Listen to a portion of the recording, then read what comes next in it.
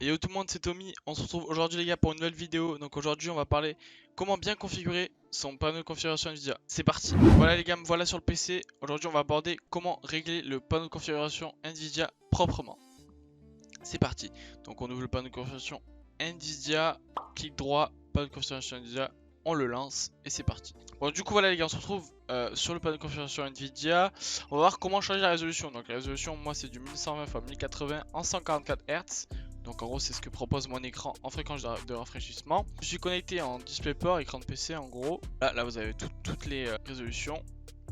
Donc voilà, Ultra HD, HD, SD. Donc moi je fais PC 144 Hz. Voilà, là j'ai aucune couleur, tout est par défaut.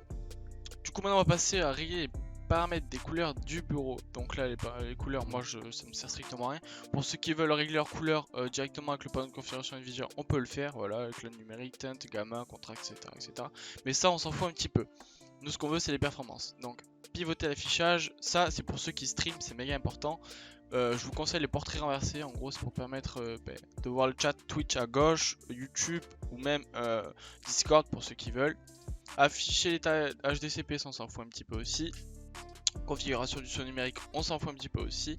Là par contre on va régler la taille et position du bureau. Là on va vraiment regarder ce qui permet de gagner un petit peu entre guillemets en performance. Moi je suis en plein écran avec le processeur graphique parce que la plupart du temps c'est un affichage, il faut mettre en processeur graphique, donc la carte graphique.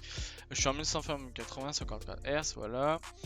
Et du coup pour ceux qui n'ont pas de res bien précise, vous pouvez mettre pas de mise à l'échelle.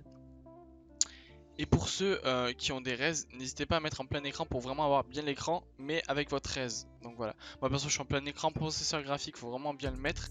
Et remplacer le mode de mise à l'échelle défini par les jeux. Pour ceux qui ont des res, ne le mettez pas, mais pour ceux qui n'ont pas de res, mettez-le. Donc la configuration de G-Sync, beaucoup de monde l'ont et d'autres ne l'ont pas. Ça dépend de votre écran. Moi perso j'ai un écran G-Sync. Je l'ai mis parce que je suis en simple screen, mais pour ceux qui ont des doubles screens qui sont en stream, ça peut rajouter de la latence sur votre jeu ou sur votre stream. Donc je vous le conseille pas quand vous êtes en stream en double screen, mais en simple screen et en stream ou tout seul, vous pouvez largement le mettre. Ça peut faire gagner, je dirais pas des FPS, mais ça peut optimiser l'affichage et réduire les déchirures et les petits problèmes de freeze. Du coup, configurer plusieurs affichages, ça je n'ai pas besoin parce que j'ai qu'un seul écran. Pour ceux qui ont plusieurs écrans, vous pouvez le régler ici. Le mode développeur, on s'en fout. Alors maintenant, on va passer à gérer les paramètres 3D. Donc paramètres 3D, je vais vous montrer ce que j'ai laissé activer et ce que j'ai pas laissé activer. Donc lissage désactivé avec la mise à l'échelle désactivé aussi. L'anti-crénelage, là on enlève tout. Tout ce qui est anti-crénelage, on l'enlève. Voilà. Le CUDA processeur graphique, on met tout. On met tous les processeurs graphiques parce que si on met pas tout, ça sert strictement à rien. Cache des ombrages, je les ai activés. Normalement, il est activé pour pas mal de personnes. Moi, je l'ai enlevé. DSR factor off. Le lissage aussi, on l'enlève.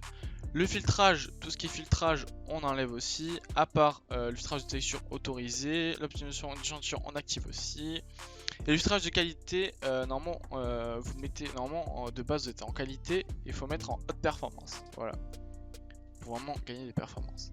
Filtrage de texture, optimisation trilinéaire, ça on active aussi. La fréquence de rafraîchissement préférée, on met la plus élevée parce qu'on veut le plus d'FPS et non que ce soit contrôlé par l'application. Voilà. Le mode faible latence, alors là, pour ceux qui ont des double screen ou triple screen, ça peut vous causer des écrans noirs de 5 ou 10 secondes quand vous changez d'écran.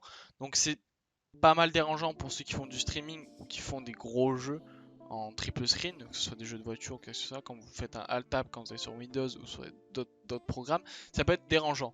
Donc moi je l'ai en ultra vu que je suis en simple screen, j'ai aucun souci avec ça. Ça peut causer aussi pour des simples screens, ça peut causer aussi des petits soucis.